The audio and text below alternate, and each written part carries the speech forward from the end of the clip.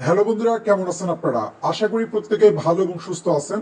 আজকের ভিডিওতে আপনাদেরকে আমি দেখাবো ক্যাশ থেকে কিভাবে উইথড্র করবেন, পাশাপাশি আপনি যে রেওয়ার্ডটা পাওয়ার কথা তার চেয়ে বেশি রেওয়ার্ড কিভাবে এখান থেকে নেবেন। সো বন্ধুগণ, এই জন্য অবশ্যই সম্পূর্ণ ভিডিওটা দেখবেন। মাত্র কয়েক মিনিটের একটা ভিডিও হবে। প্রথমে একটা বিষয় আমি বলে নিই, ক্যাশ এই প্রজেক্টটা কিন্তু আপনার ডক্সের পরেই কিন্তু আসছিল মার্কেটে। ডক্সের পরে আসছিল বিদায় যে খুব ভালো একটা প্রজেক্ট হবে তা কিন্তু না। আমি এই প্রজেক্টটা নিয়ে কিন্তু আগে কথা বলেছি এবং এই প্রজেক্টটা একটা লো কোয়ালিটির প্রজেক্ট। হয়তো এখান থেকে $3-4 প্রফিট পাইতে পারেন, তার বেশি কিন্তু পাবেন না। সো বেশি আশা নেই কিন্তু এই প্রজেক্টে কাজ করা আপনাদের উচিত হয়নি, এবং আমি সেটা আগেও বলে দিয়েছি। যেহেতু উইথড্র আপডেটটা এসেছে, আমরা এখন উইথড্র করবো। উইথড্র প্রসেসটা আমি আপনাদেরকে দেখিয়ে দিচ্ছি। সো বন্ধুগণ, এখানে কিন্তু প্রত্যেকেই উইথড্র করতে পারবেন না, তার কারণ এখানে কিছু ক্রাইটেরিয়া দিয়েছে। সেগুলো যদি আপনি মেনটেন করে থাকেন সেক্ষেত্রে উইথড্র করতে পারবেন।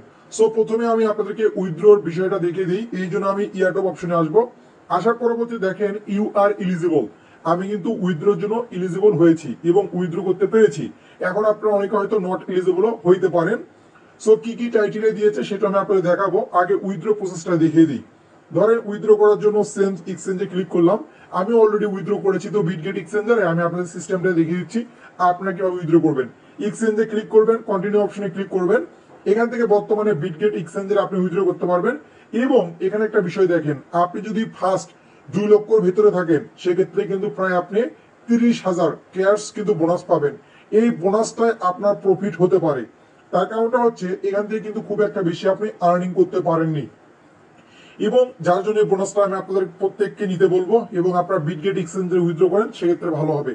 আপনি যদি আদার্স এক্সচেঞ্জের গুলোতে উইথড্র করতে চান সেক্ষেত্রে আপনাকে 12 ঘন্টা অপেক্ষা করতে হবে। এখনো কিন্তু বিটগেট এক্সচেঞ্জের উইথড্র করতে পারবেন, আপনার এখনো অনেক টাইম আছে।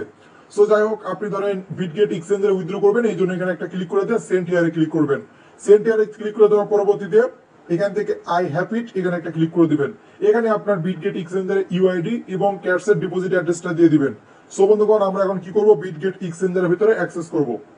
অ্যাক্সেস করার পরবর্তীতে আপনি ম্যান আইকনে ক্লিক করে দিবেন। ক্লিক করে দেওয়ার পরবর্তীতে এইটা হচ্ছে আপনার ইউআইডি। এখান থেকে জাস্ট এটা কপি করবেন। কপি করার পরবর্তীতে এখানে এসে আপনি পেস্ট করে দিবেন। ওকে, আমি পেস্ট করে দিলাম। এখন আমরা কি করব, অ্যাসেসটে এসে অ্যাড ফান্ডস যে অপশনটা আছে এখানে ক্লিক করে দিয়ে আপনি ডিপোজিট ক্রিপ্টোতে একটা ক্লিক করে দিবেন। সো ক্লিক করে দিলাম। ক্লিক করে দেওয়ার পরবর্তীতে সার্চ করবো ক্যাটস লিখে। ক্যাটস লিখে সার্চ করলাম, সেখান থেকে ক্যাটসে ক্লিক করে দিলাম। ক্লিক করে দেওয়ার পরবর্তীতে এখান থেকে আপনার ডিপোজিট অ্যাড্রেসটা দিয়েছে, জাস্ট আপনি এখান থেকে কপি করে নেবেন।